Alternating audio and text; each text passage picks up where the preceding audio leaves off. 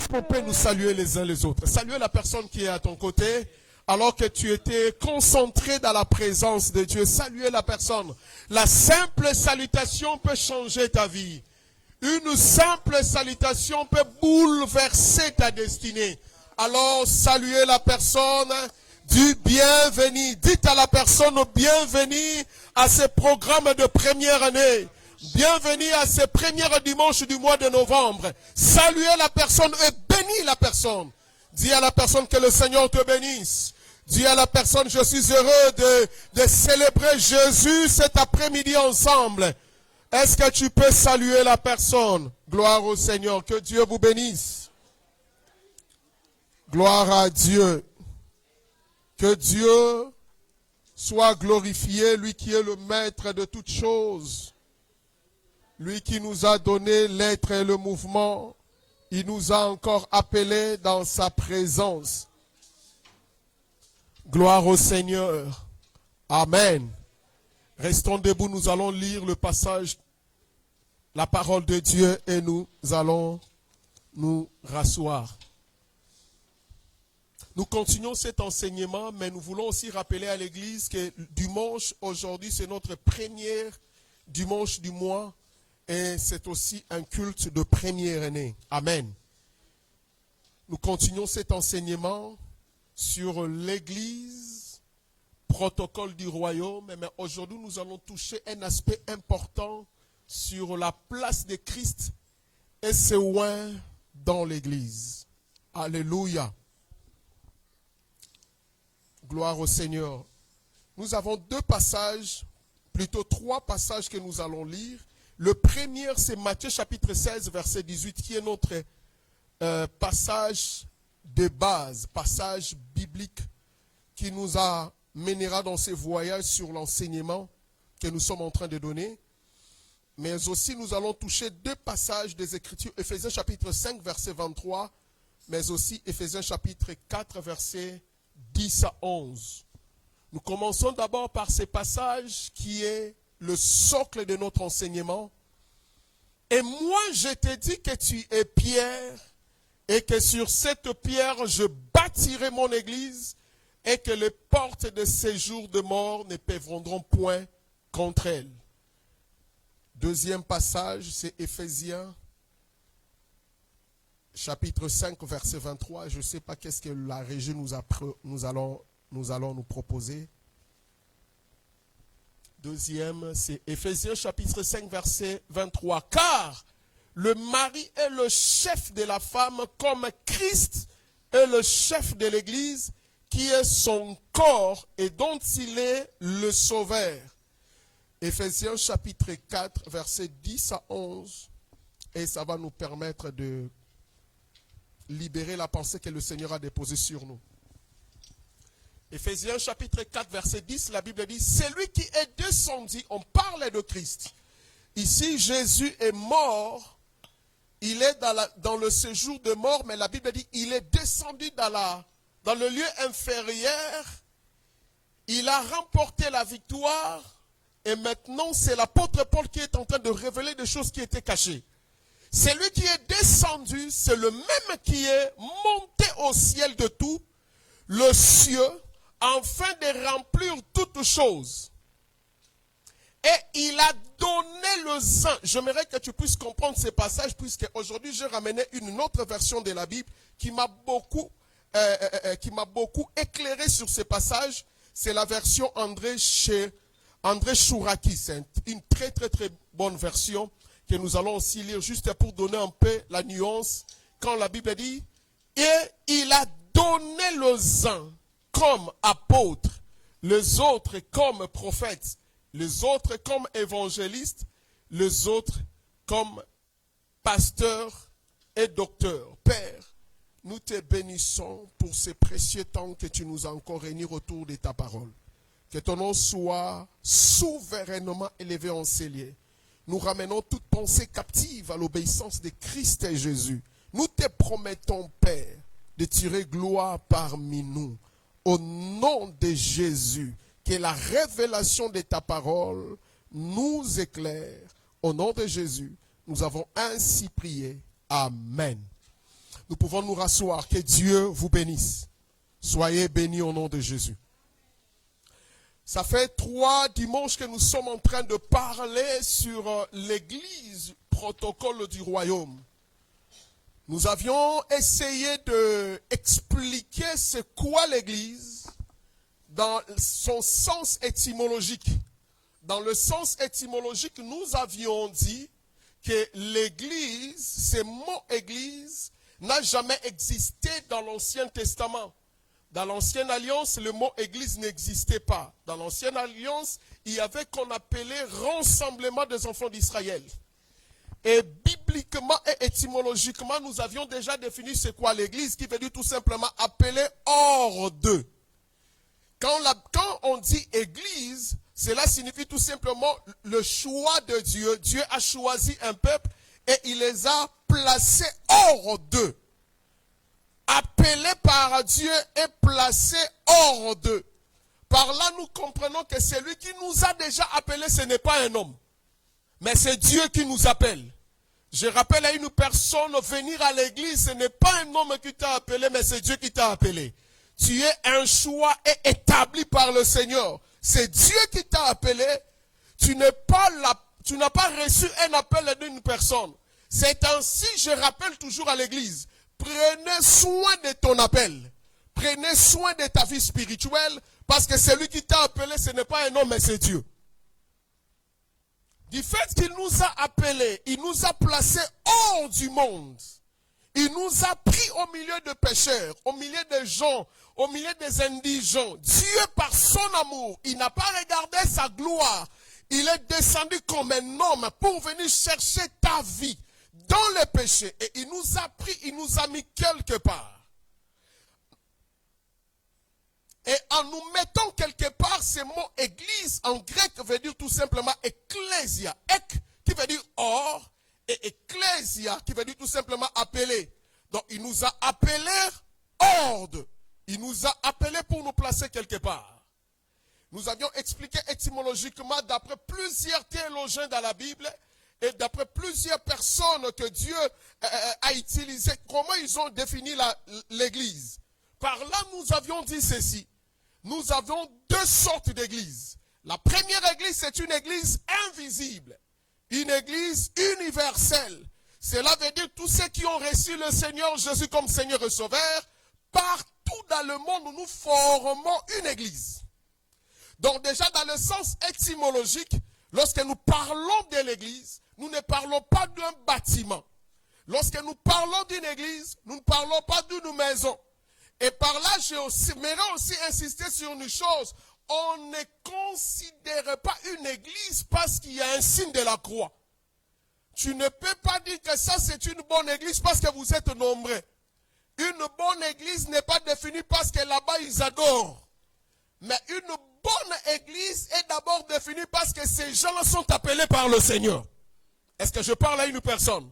C'est ça d'abord une église. L'église n'est pas définie parce que les gens sont nombreux dans un lieu. Non. Puisque sur la terre, nous avons des basiliques, des très jolies basiliques. Nous avons des endroits où de multitudes de personnes, mais le Seigneur n'est pas là. Parce que la Bible dit là où 2 ou 3 sont réunis à mon nom, je suis au milieu d'eux. Est-ce que je parle à une personne? Donc par là, tu dois déjà comprendre qu'il ne faut jamais juger une église en fonction de sa beauté. Il ne faut pas juger une église en fonction de nombre. Il ne faut pas juger une église en fonction des signes et de miracles. Parce que le miracle et les signes ne sont pas des choses identiques et que cette église vient du Seigneur. Est-ce que je parle à une personne? Parce que lui-même Jésus dira, en ces jours-là, je leur dirai que je ne vous ai jamais connu. Alors que ces gens diront au Seigneur, nous avons fait le miracle à ton nom. Nous avons prophétisé en ton nom. Par là, le Seigneur nous enseigne déjà, ne soyez pas emportés par des signes et de prophéties. Est-ce que je parle à une personne? Pourquoi? Parce que dans ce monde, il y a des gens qui font des miracles extraordinaires, frères. Et même la nature, la science, fabrique aussi de miracles. Vous savez que la pluie peut pleuvoir, non pas parce que le ciel a rempli les conditions, mais tout simplement parce que la science peut faire pleuvoir. Vous savez ça? Oui, mais que la science peut faire pleuvoir. C'est que si la science peut faire pleuvoir, alors ne limite pas ta foi sur le miracle. Le prophétie, même le sorcier prophétise. Même le démon prophétise. Même le diable aussi prophétise. C'est ainsi le soubassement d'un enfant de Dieu. Lorsque quelqu'un prophétise, tu dois vérifier dans les Écritures. Ça c'est un. Deuxièmement, ne soyez pas emportés parce que cet homme de Dieu est en train de prophétiser. Je ne suis pas contre les prophéties, mais je suis en train de t'enseigner. Et de t'ouvrir les yeux en comprenant que on ne base pas ta vie spirituelle ou une église ou bien un bon homme de Dieu parce qu'il est en train de prophétiser ou bien de faire de miracles. La première d'abord église, c'est une église invisible. Ceux qui sont au Cameroun, ceux qui sont en Asie, ceux qui sont en Chine, tous ceux-là qui croient au Seigneur Jésus-Christ, c'est le corps du Christ. C'est ça d'abord une église invisible. Deuxièmement, nous avions dit que l'église, c'est maintenant ces gens-là qui sont invisibles, doivent aller dans un lieu. C'est par là que nous parlons de l'église locale. Quel est le but de l'église locale? Le but de l'église locale, c'est pour enseigner. Ceux-là qui ont reçu le Seigneur, les enseigner la parole, montrer le chemin. Et par là, alors que l'église est maintenant locale, c'est là maintenant que nous apprenons les choses de Dieu. Nous avions précisé quelque chose. Remarquons l'évolution de culte dans la Bible. Comment les gens s'approchaient auprès de Dieu dans la Bible. Et cette évolution. Quand Dieu appela nos patriarches, en commençant par Abraham, le patriarche pour approcher auprès de Dieu, leur culte, leur église était d'abord des autels. Vous allez voir Abraham, Isaac, Jacob, le père de la foi, et pour s'approcher de Dieu, leur lieu de culte, c'était d'abord les autels. Vous allez voir qu'Abraham a bâti l'autel, Isaac a bâti l'autel, Jacob aussi a bâti l'autel. Mais quand Moïse est venu, Dieu a commencé à instaurer les choses de la maison de Dieu. Dieu donna à Moïse l'ordre de bâtir le tabernacle. C'était la première église visible. Là où les gens venaient se rassembler, adorer Adonai ou adorer l'Éternel. Et vous allez constater que depuis Moïse est venu, il a bâti l'autel, il a bâti le tabernacle, on ne bâtissait plus les autels pour chercher Dieu. Est-ce que quelqu'un est en train de comprendre ce que je suis en train de dire? Lorsque Moïse est venu, il a établi le tabernacle. Alors, le tabernacle était une église portative. Était une église, à chaque fois qu'Israël marchait dans le désert, s'il campait pendant 3 kilomètres, il devait porter aussi les tabernacles. Et chaque lieu où le tabernacle devait camper, les enfants d'Israël se reposaient pour adorer Dieu. Mais Dieu n'était pas satisfait. Au fil du temps, il a choisi un homme pour lui construire un temple où Dieu se reposera et que son peuple viendra pour l'adorer. C'est Salomon qui a construit les temples. Et vous allez remarquer, lorsque Salomon a construit les temples, l'adoration aussi a changé. Les gens n'allaient plus faire les autels. Fini les autels. Fini le tabernacle de Moïse. Maintenant, tout le monde partait dans un temple pour adorer Dieu. Est-ce que tout le monde comprend le modèle dans une évolution et culte et bandé qui évolué? Alors, chaque personne montait.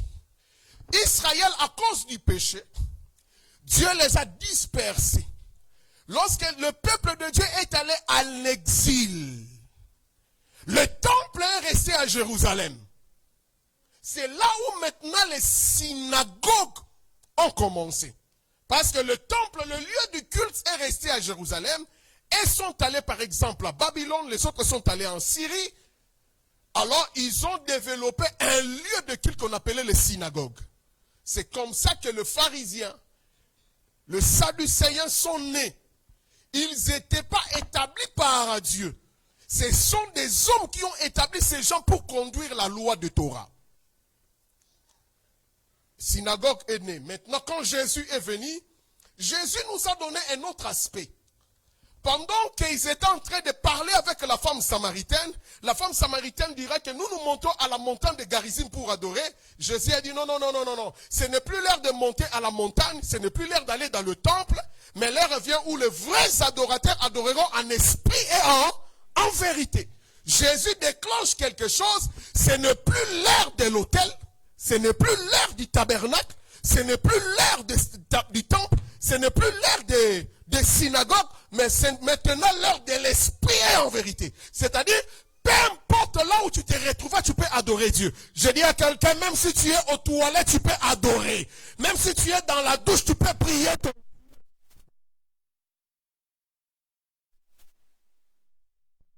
De comprendre. Maintenant, Paul touche quelque chose encore important. Il parle que le Christ, l'Église aussi, c'est le corps du Christ. Lorsque Christ est mort, c'est ça le temple du Saint-Esprit, c'est-à-dire ton corps. Ton corps est devenu le temple du Saint-Esprit. Alors, pour aller rapidement, je prends la place maintenant de Jésus dans l'Église. Je vous ai dit que nous avons deux types d'Église. Il y a l'Église comme corps du Christ qui est invisible et l'Église comme lieu. Par exemple, ici, nous sommes là pour Jésus. Maintenant, quelle est la place de Jésus dans l'Église? C'est la plus importante de choses que tout enfant de Dieu doit connaître. Nous venons ici parce que Jésus est le maître de l'Église. Jésus est le fondateur. Est-ce qu'on peut me donner Matthieu chapitre 16, 18? Il a dit, sur toi Pierre, je bâtirai mon église. C'est que déjà Jésus, c'est lui le bâtisseur. Tout enfant de Dieu doit comprendre que nous sommes ici parce qu'il y a quelqu'un qui est le bâtisseur. L'homme de Dieu n'est pas le bâtisseur de l'église. Est-ce que quelqu'un est en train de comprendre?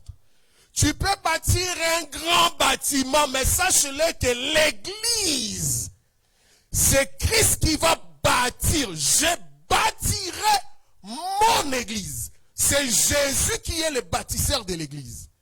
C'est pourquoi il est intéressant, frère, quand tu arrives dans une église, au-delà de l'adoration, au-delà de louanges, au-delà de miracles, au-delà des prophéties, tu dois toujours poser la question que Isaac avait posée.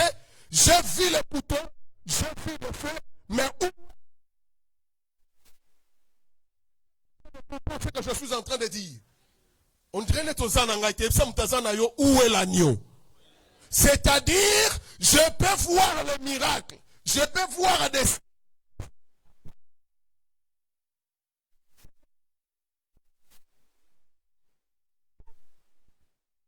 Tu dois toujours poser la question, est-ce que Jésus est réellement vivant dans cette église? Est-ce que Jésus est le maître de cette église? Isaac a vu le feu. Isaac a vu le couteau. C'est l'image de délivrance. C'est l'image de la puissance. Mais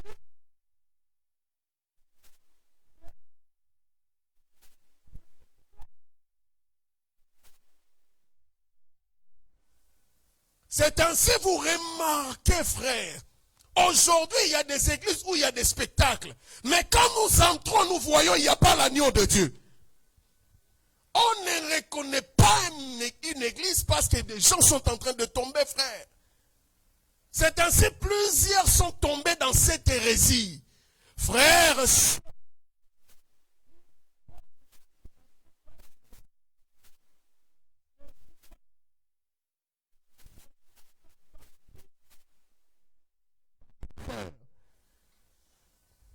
Est-ce que nous avons besoin que tu puisses nous dire que tu étais en voyage?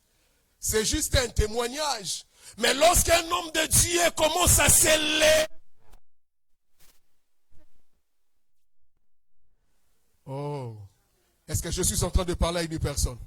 Dieu peut te bénir, homme de Dieu. Dieu peut te lever, homme de Dieu. Mais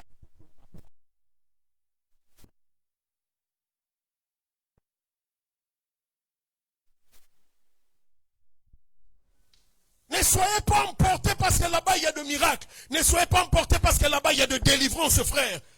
La continue église, c'est bien. Mais est-ce que l'agneau est là?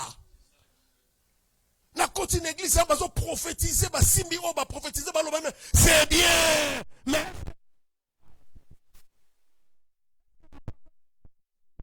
nous avons des églises, frères, au début jusqu'à la fin. On nous lise qu'un seul verset, mais on nous donne pas la vie de cet verset. Directement, on commence à prophétiser. Non, boyété. Ça.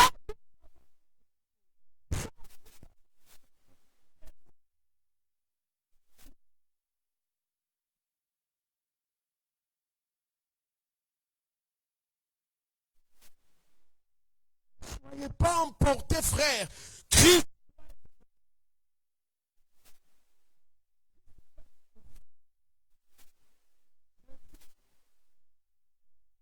Jésus doit dominer. Deuxième des choses, vous allez comprendre que non seulement Jésus est le bâtisseur, il est le fondement d'une église. Il a dit, je bâtirai mon église. C'est-à-dire le roc. Il a dit, moi, je t'ai dit Pierre.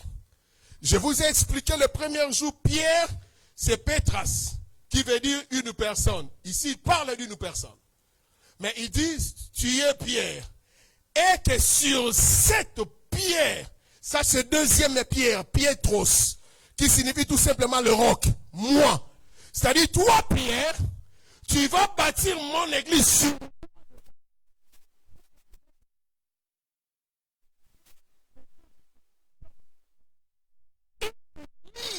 la place de Jésus. Jésus doit être le fondement d'une église. C'est-à-dire, l'église doit être conduite par lui et non par les hommes. Attention, dans une église, nous avons deux entités importantes. C'est l'entité spirituelle et l'entité organisationnelle. Une bonne église ne peut pas être toujours dirigée d'un aspect spirituel. Nous avons aussi besoin d'un bureau, d'un lieu organisationnel. L'administration, c'est important. Mais au-delà de l'administration, au-delà de l'intelligence et de la sagesse, Christ doit être le fondement. Qu'est-ce que Christ dit? Qu'est-ce que le Seigneur nous inspire? Souvenez-vous, j'ai commencé un enseignement sur la lignée et l'héritage spirituel. Le Seigneur m'a dit, arrête, commencez à enseigner sur l'église le protocole du royaume. Nassani. J'ai obéi.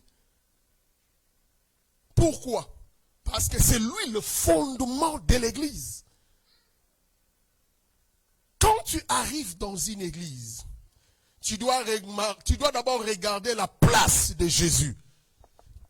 Jésus est dans quelle place? Quel est le rôle du Seigneur dans une église? Est-ce que le Seigneur est glorifié? Ou bien c'est la gloire d'une personne qui est glorifiée? Est-ce que Jésus est...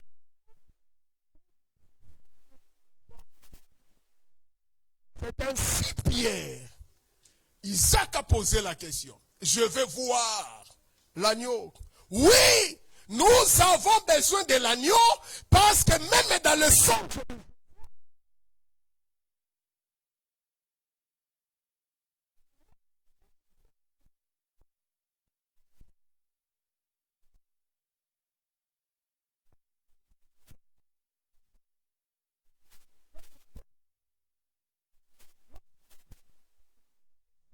pas au centre et que les hommes sont élevés, je te dis de quitter ces lieux, ce n'est pas une bonne église.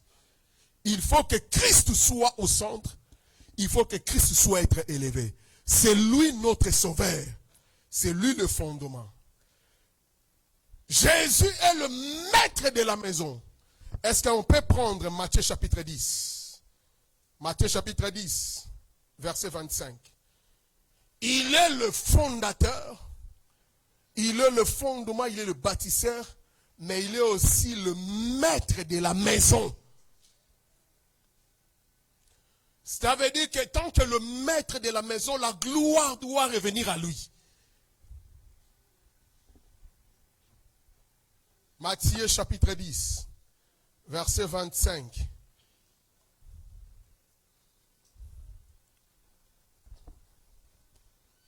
Il suffit aux disciples d'être traités comme son maître et aux serviteurs comme son Seigneur. S'ils ont appelé le maître de la maison Belzéboul, à combien plus forte raison appelleront-ils ainsi les gens de sa maison? Voyez-vous que ici Jésus, il nous considère comme les enfants de la maison, comme les disciples de la maison. Dans cette maison, lui, il est qui? Il est le maître. Jésus est le maître de la maison. Jésus est le maître. Et quand on parle le mot maître, cela veut dire celui qui a la maîtrise de toutes choses. Christ doit avoir la maîtrise d'une église. Vous savez, aujourd'hui, quand nous regardons, des fois, nous plairons dedans de nous. Quand nous regardons comment les églises, comment nous sommes en train d'amener nos églises, nous nous posons la question, où est la place du maître? Jésus. Est-ce que dans nos églises, Jésus est le maître? Apparemment, c'est comme si nous commençons à devenir le maître dans l'église et Jésus est devenu tout simplement un slogan. Apparemment, Jésus est resté que dans nos murs, dans nos publicités, mais en réalité, dans la maison du Seigneur, lui-même, il n'est pas le maître. Dans Éphésiens, là où nous avions lu, la Bible dit, Jésus est le chef. Non seulement il est le maître, mais il est le chef. La Bible dit, comme Marie aime sa femme, Jésus aime l'église parce qu'il est le chef. Car le mari est le chef de la femme. Comme Christ est le chef de l'église. Jésus est le chef de l'église. Quand on parle de l'église, Jésus comme le chef, qui est un chef? C'est celui qui donne des ordres et à obéir. Combien de fois le Seigneur nous donne des ordres dans sa parole et que nous ne nous obéissons pas? C'est que Christ n'est pas encore le chef. Jésus dans une église doit être le chef. Et quand est-ce que nous prenons les instructions du chef? C'est dans sa parole. Combien de fois le Seigneur nous enseigne sa parole? Est-ce que nous obéissons à la parole du Seigneur? Souvent, celui qui est le chef de la maison, nous le considérons tout simplement comme un guérisseur. C'est ainsi plusieurs viennent à l'église. Seigneur, donne-moi. Seigneur, donne-moi. Seigneur, élève-moi. Seigneur, j'ai besoin de ta grâce. Seigneur, élève-moi. Mais est-ce que tu n'as pas encore compris qu'il est aussi le chef? Quand il donne des ordres, est-ce que nous obéissons? Est-ce que nous respectons les ordres du Seigneur? La Bible dit que nous devons les recevoir comme Seigneur et Sauveur. Souvent, nous considérons tout simplement l'aspect B, Sauveur, mais pas Seigneur. Et tant que Sauveur, il est capable de te guérir. Et tant que Sauveur, il est capable de t'élever. Et tant que Sauveur, il est capable de te donner la nourriture. Et tant que Sauveur, il est capable d'enlever ses cancers, oui. Mais tant que Seigneur, c'est-à-dire étant que chef, c'est là le problème. C'est là où il y a un problème dans l'église. Nous avons deux frères, deux sœurs. Il a besoin que le chef lui donne le mariage, alors que le chef lui dit il faut arrêter l'impudicité. C'est ça le problème. Tu voulais que le chef te donne la promotion. Le chef va te donner la promotion, mais il te demande d'obéir ton père et ta mère. Est-ce que Jésus est le chef à l'église? Si le Seigneur est le chef de l'église, c'est-à-dire toute instruction que le Seigneur nous donnera par sa parole, nous devrions obéir à sa parole. Parce que c'est lui le chef de la maison du Seigneur. Voyez-vous que il est le bâtisseur, il est le fondateur, il est le maître de la maison, mais aussi il est le chef. Regarde la place de Christ dans une église. C'est ainsi, enfant de Dieu, il peut arriver que tu es invité dans une église. Il peut aussi arriver que tu quittes ici pour aller dans une église quelconque. Je te donne des signes que tu dois te permettre, qui va te permettre à reconnaître que c'est une bonne église. Ne regarde pas une bonne église en fonction du nombre de personnes. Ne regarde pas une bonne église en fonction de la beauté de la salle. Ne regarde pas une bonne église en fonction des gens, comment ils sont en train de louer et de prier. Mais regarde une bonne église si Christ est le maître de la maison. Si Christ est le chef de la maison. Comment est considéré Jésus? Dit son église, frère, problème na yo kaka, so passé ça mon prophétiser le konayo. Donc c'est-à-dire, moi je viens à l'église non pas pour Jésus, mais je viens parce que j'ai besoin de prophétie.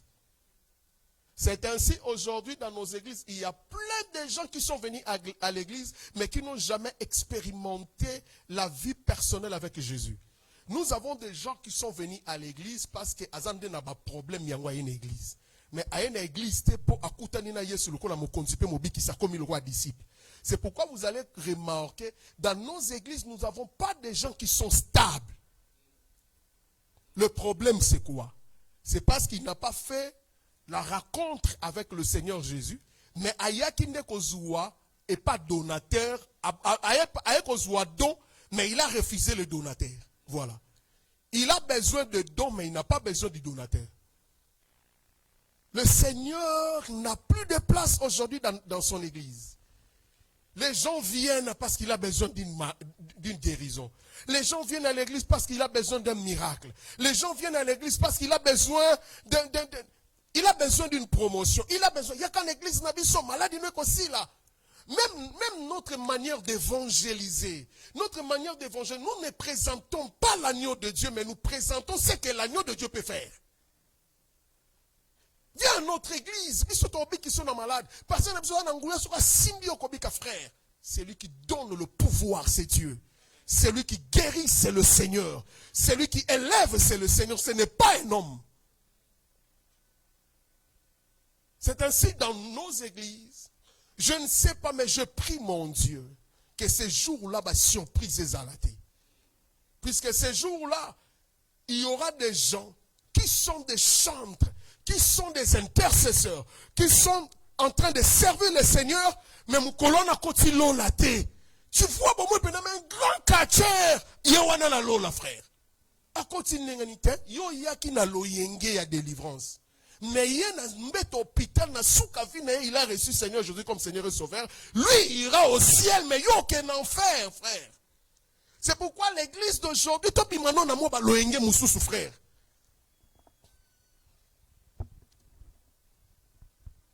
Le problème, ce n'est pas le miracle. Le problème, ce n'est pas le signe. Le problème, ce n'est pas la beauté.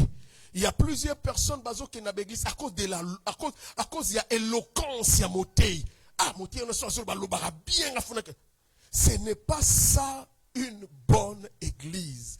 Une bonne église, c'est là où l'agneau est prêché. C'est là où l'agneau est le chef de la maison. C'est là où l'agneau est le maître de la maison. C'est là où Jésus est le bâtisseur de la maison. C'est là où les enfants qui sont là, les enfants de Dieu, qui croient la parole et qui obéissent à la voix de Dieu. C'est là même Jésus est allé plus loin pour dire, mes frères et mes sœurs, mes parents, ce sont ceux qui font la volonté de mon Père.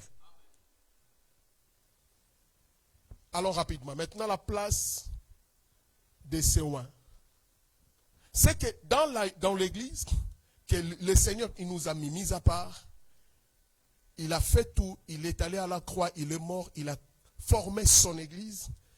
Dans cette église, d'abord, c'est lui qui est le chef. Il est le maître. Mais du fait qu'il est invisible, il ne se voit pas. Il a établi des hommes dans cette église. C'est pourquoi Éphésiens chapitre 4, verset 11, j'aimerais le lire dans la version André Chouraki. Je conseille aussi aux prédicateurs d'avoir cette version très importante. Éphésiens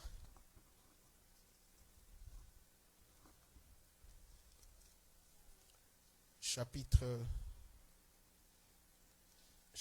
4, versets 10 à 11. Et il a donné les uns. Celui qui est descendu, c'est le même qui est monté au-dessus de tout le ciel afin de remplir toutes choses. 11. Et il a donné les uns comme apôtres, les autres comme prophètes, les autres comme évangélistes, les autres comme pasteurs. Maintenant, écoutez la version André Chouraki, c'est qu'il est en train de donner encore une autre nuance. Celui qui est descendu, c'est le même qui est monté plus haut que tout le ciel pour remplir les tout. 11. Il est celui qui a donné des envoyés. André Chouraki, il a enlevé le comme. Maintenant, j'aimerais l'expliquer. Il a dit, il a donné les envoyés. Pourquoi les envoyés? Parce que les apôtres sont les envoyés. Il a interprété le sens grec, étymologique grec, parce que les apôtres, c'était le premier envoyé que Jésus avait envoyé. Il dira encore ensuite, les autres, il les a donnés comme les inspirés. D'après Chouraki, les inspirés, les prophètes, parce qu'ils sont inspirés par le Seigneur. Évangéliste, elle lui remplace par les annonciateurs. Et le pasteur, il met le berger, et les docteurs, il donne comme les enseignants. Ce qui nous intéresse, c'est le comme. C'est lui qui est le chef de la maison. C'est lui qui est le maître de la maison. Quand il est mort, Jésus, quand il est descendu avec ses hommes. La Bible dit, il les a fait les captifs. Les hommes de Dieu. Dieu les a fait comme des captifs. Et quand il les a amenés, quand il est monté au ciel, il est monté avec ces gens, ces personnes-là. Il les a instruits, il les a oints, il les a donné la capacité spirituelle. Après cela, il les a donnés. Donnés comme don. C'est-à-dire les hommes sur la terre sont surpris de voir que les mêmes personnes qui étaient sur la terre, Dieu les a pris, mais il les a donnés comme un talent, comme un don aux hommes. C'est que les hommes de Dieu sont comme un don. Ils sont des dons que Dieu a donnés à son Église. Pourquoi? Parce que, souvenez-vous, c'est lui qui a le pouvoir sacerdotal de bénir dans une famille, c'est d'abord papa. Dieu a donné le pouvoir à un père de bénir ses enfants. On appelle ça le sacerdoce parental. Un père a le pouvoir de bénir ses enfants. Un père a le pouvoir d'élever son enfant. C'est pourquoi vous allez remarquer dans la Bible que ce n'était pas le rôle de Dieu de donner les noms aux enfants, mais c'était le rôle des parents de donner les noms aux enfants et de les bénir. Jacob, en commençant par Abraham, Abraham appela Isaac et Abraham bénit Isaac. Isaac à son tour, Isaac appela Jacob, il a béni Jacob. Il n'a pas donné à Jacob le matériel, il n'a pas donné à Jacob le richesse, mais il a béni Jacob pour dire que les parents ont un pouvoir dans leur bouche de libérer la bénédiction sur ses enfants. Et quand je parle de la bénédiction, je ne vois pas le matériel. Cette église, tu dois comprendre déjà que d'après Dieu, la bénédiction est différente à la richesse. Je répète, la bénédiction est différente à la richesse. Nous les hommes, nous disions toujours, cet homme est béni parce qu'il a la maison. Cet homme est béni parce qu'il a l'argent. Cet homme est béni parce qu'il a de voitures. Cet homme est béni parce qu'il a de matériel. Mais d'après Dieu et bibliquement, la bénédiction, ce n'est pas le matériel. La bénédiction, ce n'est pas l'argent. La bénédiction, ce n'est pas de maison. Puisque sur la terre, nous avons des gens qui ont des jets, qui ont des maisons, qui ont des basiliques, qui ont tout ce que l'homme en a besoin. Mais la nuit, il ne dort pas. Il souffre terriblement. C'est ainsi, la Bible dit, c'est la bénédiction de l'Éternel qui ne se suivra d'aucun. C'est que sur la terre, en dehors de cette bénédiction, il y a de bénédictions qui n'enrichissent pas et qui ne se suivent, qui sont toujours accompagnées de quoi? Des chagrins. Que le Seigneur te donne la bénédiction et que cette bénédiction...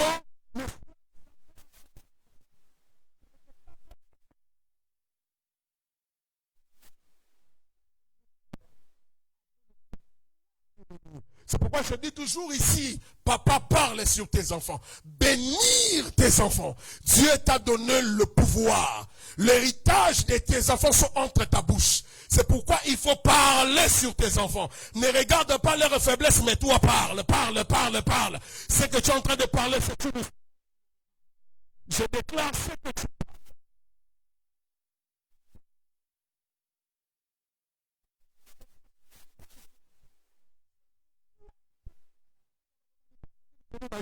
kosepelaka te bapesaka koyoka mbongo linga bapambolaka yo linga balobaka likolo na yo lingaka baloba maloba malamu likolo na yo un peu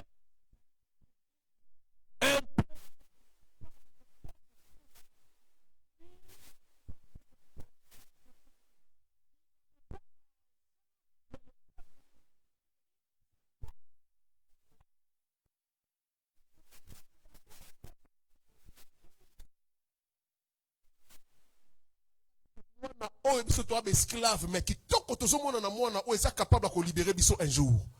C'est ainsi que les parents de Moïse ont gardé Moïse, alors qu'il y avait une loi, toute famille qui donnera un mal, il faut pas bomaï. Si kanzambe apeso makoki ya kolobaka, nazoba na mutu moko lobaka likola banana yo.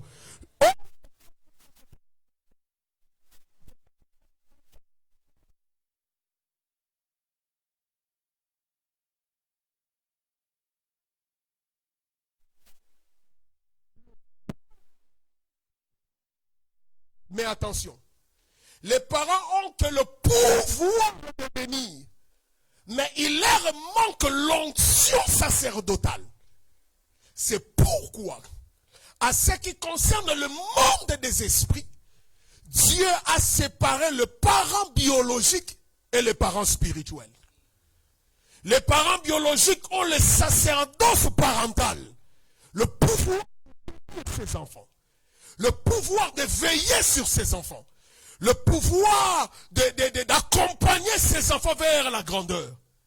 Mais les parents biologiques sont limités d'orienter spirituellement ses enfants. Et cette dimension d'onction royale, Dieu l'a donnée à ses oins. C'est pourquoi lorsque tu as un pasteur, Dieu t'a donné un homme de Dieu. C'est que Dieu prend ta vie au sérieux. Je répète, c'est que Dieu prend ta vie au sérieux. Parce que ce sont des hommes que Dieu a donnés comme don. Le papa n'a pas le pouvoir d'enlever la malédiction. Mais un homme de Dieu a le pouvoir d'enlever la malédiction. Pourquoi? Parce que sur lui, il a l'onction sacerdotale. Il a l'onction royale. Dieu l'a donné ce pouvoir de t'amener plus loin. C'est pourquoi Dieu a pris Christ qui est le chef, mais aussi il a mis le roi pour accompagner sa maison. Là où ton père t'a amené, ton père spirituel est capable de t'amener plus loin, frère. Si tu ne me le crois pas, j'appelle David. Le père de David avait le pouvoir de parler que sur David. Je parle de ça, de Isaïe. Isaïe parlait sur David, bénit David, mais la royauté. Est-ce que je suis en train de parler à une personne? Le père a appelé David, il lui a dit, va, allez paître le troupeau. Pour le père Isaïe, il savait bien que je suis en train d'instruire mon fils, un jour sera un grand berger. Ça, c'est la limite du père biologique. Mais quand le père spirituel, je parle de Samuel, dans le monde des esprits, Dieu l'a dit, j'ai choisi un homme. Quand Dieu dirait, Samuel, j'ai choisi un homme, Dieu n'a pas dit à... Mais Dieu est allé voir le pasteur, le prophète. Et la Bible dit, lorsque Samuel entra dans la maison d'Isaïe, le père Isaïe a posé la question, tu es venu chercher quoi? Samuel lui a dit, Dieu m'a envoyé pour oindre un roi. Mais je pose la question à Samuel, pourquoi pas Dieu avait donné ses pouvoirs à son père? C'est parce que le père a le pouvoir de bénir. Mais les hommes de Dieu ont le pouvoir d'orienter ta vie, frère. Il a dit à David, à partir de maintenant, tu es devenu roi d'Israël. Mais écoute-moi, Église, quand il libéra ses paroles, David n'était pas encore roi. David a continué d'être berger. Mais dans le monde des esprits, il y avait déjà un changement de royauté. La royauté a quitté la maison de Saoul pour venir sur David. Et la Bible dit, l'esprit de l'Éternel quitta Saoul et la main de l'Éternel était sur David. Un homme de Dieu a le pouvoir de t'orienter. Je dis bien un homme de Dieu dans une église. Un homme que Dieu a établi. Un homme que Dieu a placé a le pouvoir de transformer ta vie. David était un simple homme. Mais l'homme de Dieu, au-delà de ce que le père Isaïe parlait sur David, son fils biologique, mais le père spirituel est venu et il a dit, tu ne seras plus berger, tu seras maintenant un roi. Oui. Il s'appelle Saul. Il a rencontré le Seigneur, Actes des Apôtres chapitre 9. Il a rencontré le Seigneur. Le Seigneur lui a dit, je te choisis comme un apôtre. Mais pourquoi le Seigneur ne l'avait pas établi directement apôtre? Mon pasteur, la Bible dit, le Seigneur a dit à Saul, je mettrai devant toi un homme. Quand tu entreras dans la vie, tu rencontreras un homme qui s'appelait Barnabas. Suivez-les.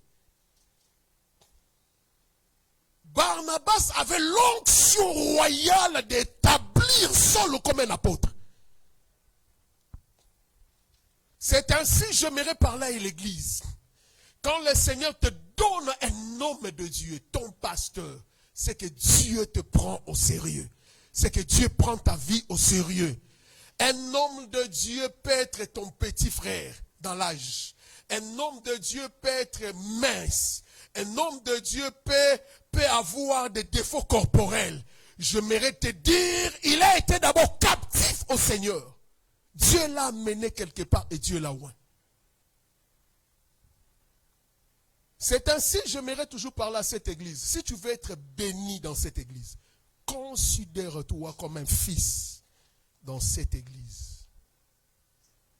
Il y a des choses, Dieu, à cause salango na vie na yo, yo lekisita ya ko sambe la mikolebele. Mais moi, étant que ton père, je peux venir te dire que le Seigneur te bénisse, que le Seigneur exauce ta prière. Et l'équipe a 40 jours peut ba gêne au salanzamba kokisiango. Non pas parce que je suis spécial, mais tout simplement parce que je suis un oint que Dieu a établi dans l'église. Oui.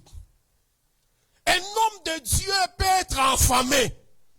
Mais l'ongoli, l'onction royale, les alikolo n'a été.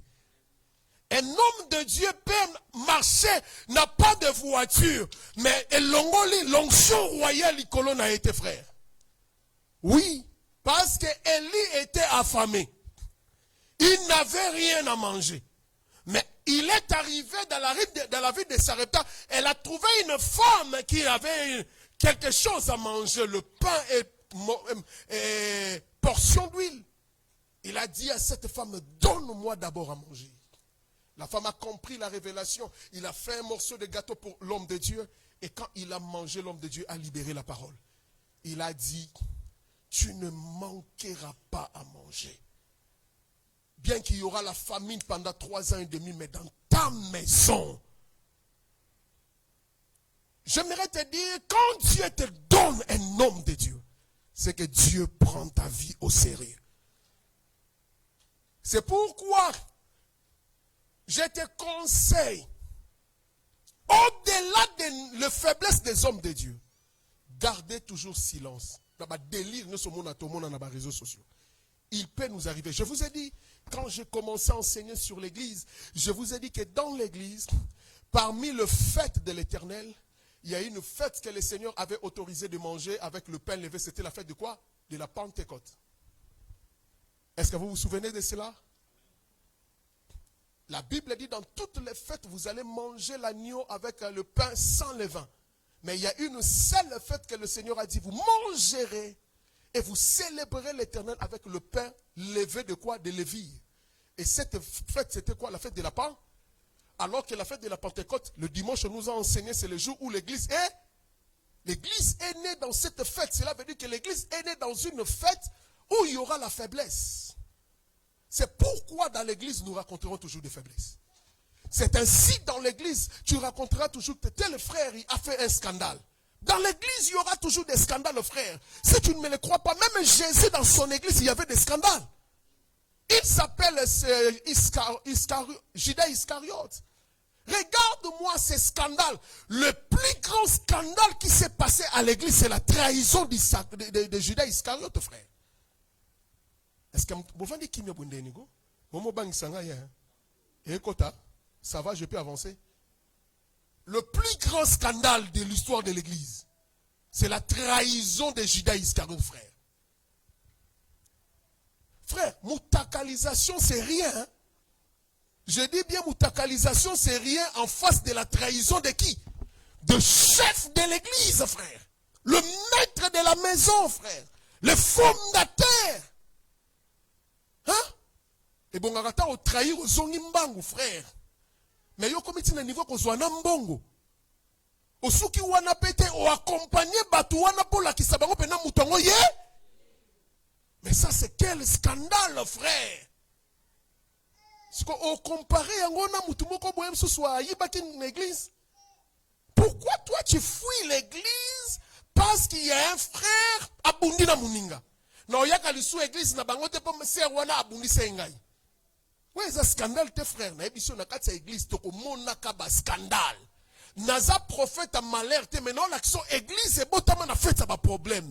Na fait, il y aura que des faiblesses. Mais petit si t'es mon limo nanzamba kita. Est-ce que l'église est née à la fête de la Pentecôte malgré la faiblesse de levain, mais le Saint-Esprit était descendu. Et petit si Mouya Nzambe salaté. Malgré la présence de qui? De Judas Iscariote. Et petit si il soit séquaté. Et petit si il soit nettoyé. Et petit si il soit établi l'église. Il y aura de scandales. Oui, Barnabas, Anne, elle a cherché Dieu plusieurs années à Zouaramouanate. Mais le jour où elle est arrivée, l'homme de Dieu l'a dit, femme, que le Seigneur t'exauce.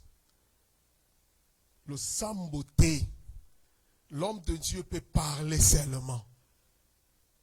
C'est pourquoi à chaque fois que nous prions à l'obéla, toujours la prière, je parle comme ton Père.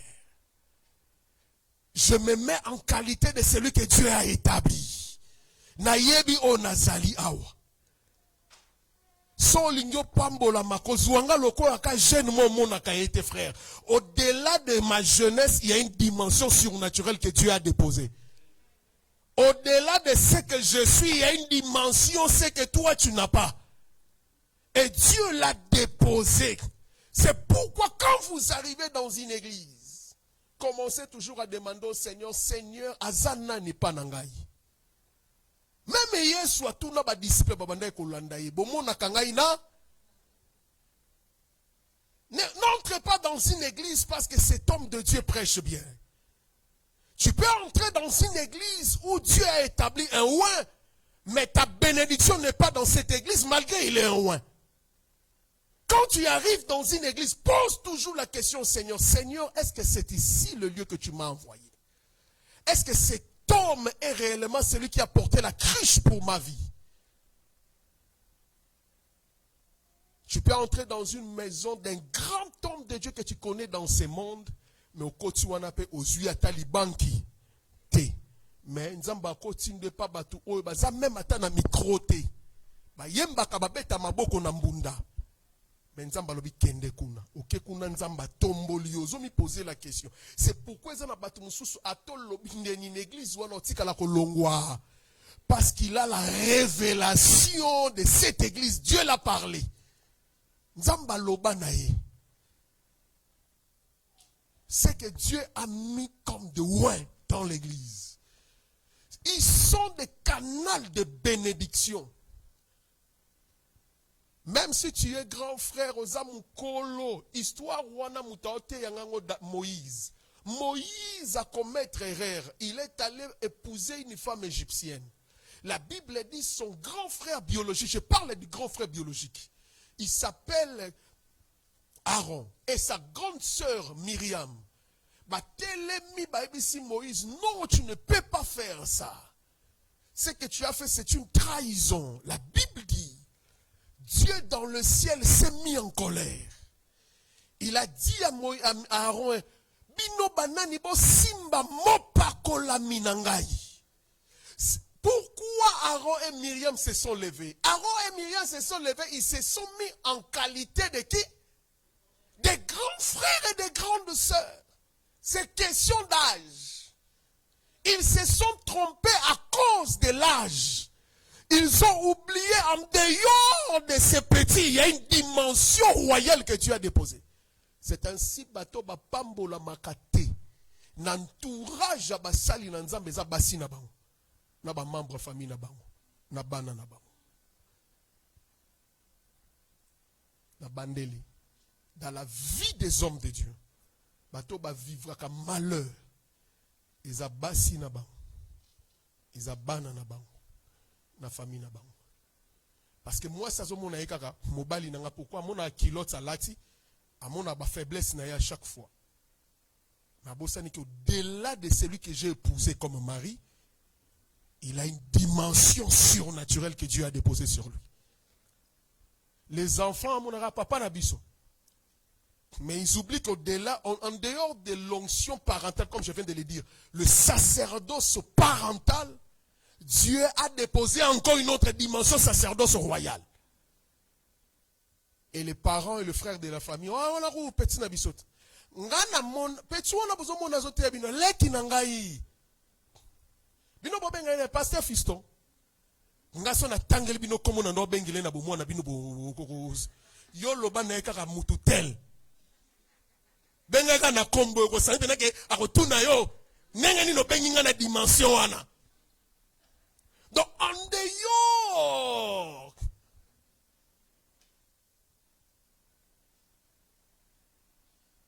faites très attention. Ton frère, ton petit, même ton enfant, lorsqu'il est devenu pasteur, Keba. Surtout ceux qui banganga nzambe bachaye maboko ba libéraye. Na bonne liyo Keba. Baza batute, bakoma déjà ba sacré. Et ces hommes, Dieu les a établis. Salomon pour finir. David est devenu vieux. Il voulait mourir. Et dans sa faiblesse d'un vieillard, il n'arrive même plus à se lever sur son lit pour parler. Mais de l'autre côté, son fils déjà, Adonijah, s'est autoproclamé le roi. La Bible dit Adonijah a rassemblé le grand et le vieillard de la ville dans un stade pour publier sa royauté. Parce qu'on a déjà vu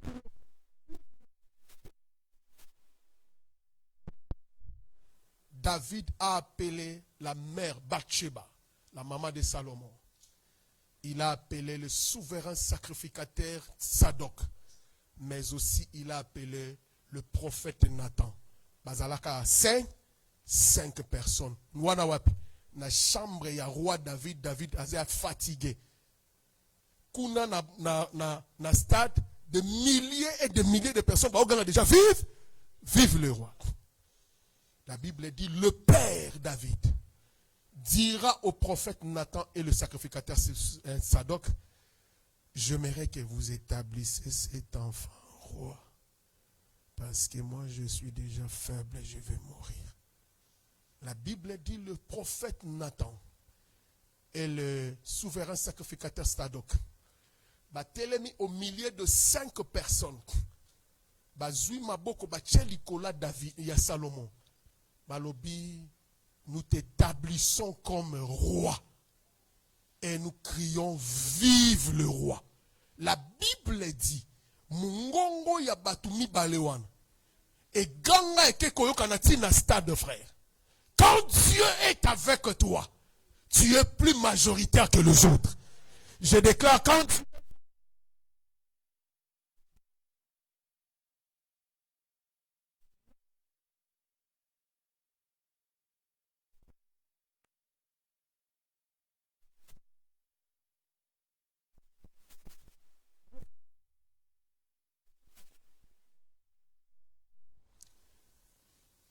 j'aimerais que tu pries.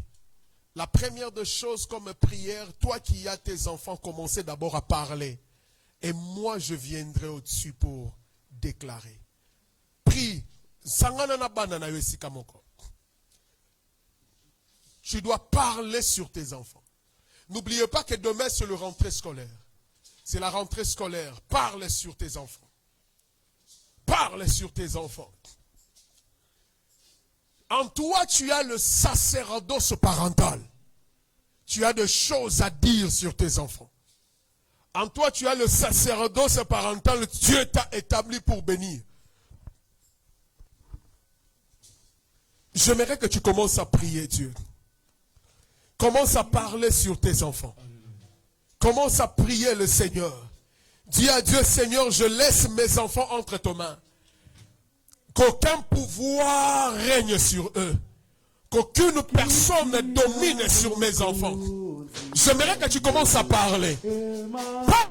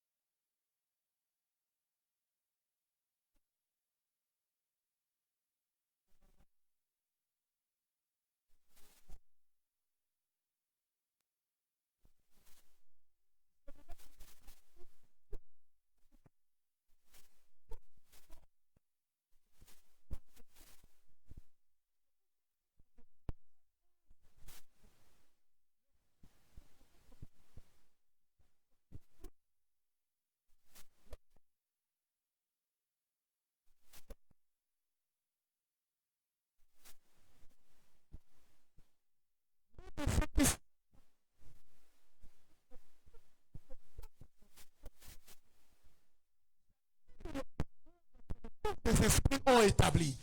J'amène une rupture.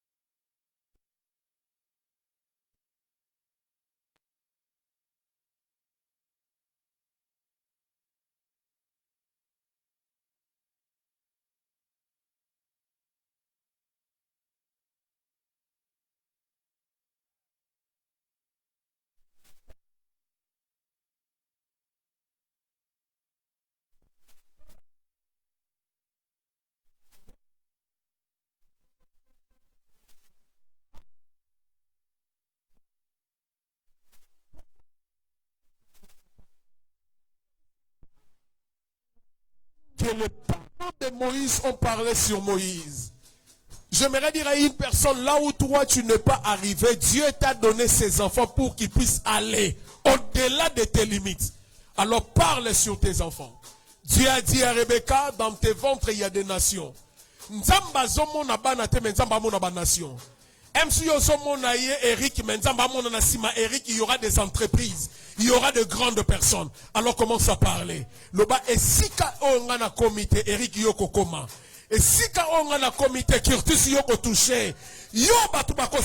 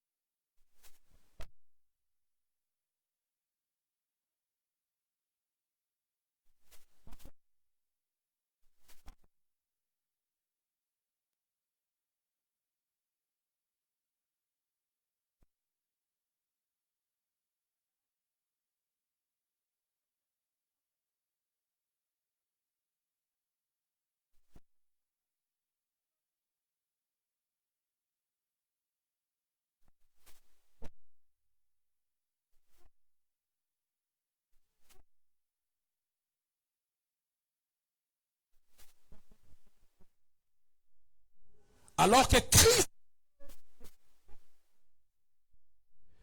que Christ est le chef de l'église. J'établis Christ comme chef dans ta maison. Que le Seigneur Jésus soit réellement le maître de ta vie. Que le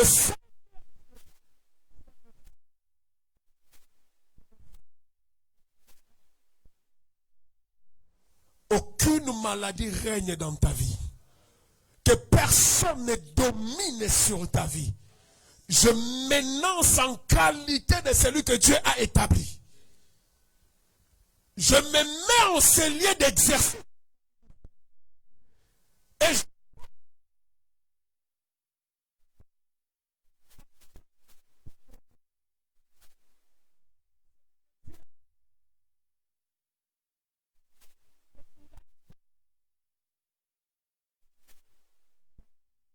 toute malédiction que les hommes ont prononcée sur toi. J'annule toute puissance héréditaire qui réclame ta destinée. J'annule toute malédiction, quelle que soit par tes propres péchés.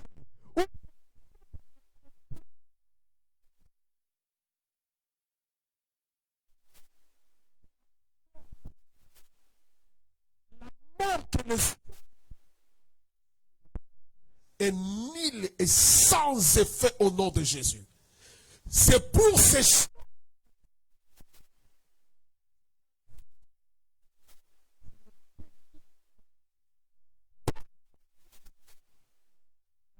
bénédiction sera ton partage. Tout que cela soit béni. Je bénis le fruit de tes entrailles. Je bénis le fruit de tes travails. Je bénis ta vie avec de bonnes relations. Des personnes qui vont venir te bénir. Que le Seigneur te bénisse et que le Seigneur te garde. Je refuse la mort dans ta vie.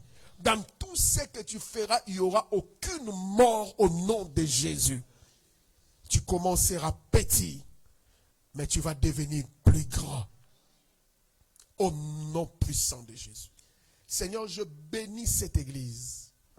J'aimerais que toi, Jésus, tu sois le maître ici. Non pas la puissance de la sorcellerie. Non pas la puissance occulte. La Bible dit, le porte de séjour de mon épée ne prendront point là où toi tu as bâti ton église. Jésus, sois le fondateur et le bâtisseur de cette église. Que cette église ne soit pas l'inspiration des hommes, mais que cette église soit inspirée par toi. Tout prédicateur, toute prédication qui sera administrée, enseignée, Père, soit une prédication qui vient de toi. Et une prédication qui bénit les gens. Seigneur, protège cette église. Alors que nos enfants vont commencer l'école demain, vont reprendre l'école, Père, je te prie, oh Dieu, je libère l'intelligence surnaturelle. Je libère une bonne application. Qu'il soit protégé contre le fléau de l'ennemi. Qu'il soit protégé contre les attaques sataniques. Au nom de Jésus. Pour nous, le Seigneur va nous protéger. Le nôtre, le Seigneur va le garder. Le nôtre, le Seigneur va veiller sur eux. Seigneur, nous te bénissons, Père, pour la vie dans cette église. Au nom de Jésus. Nous avons ainsi prié. Amen. Est-ce qu'on peut acclamer Jésus? Est-ce qu'on peut acclamer le roi? Nous pouvons nous rasseoir, que le Seigneur vous bénisse.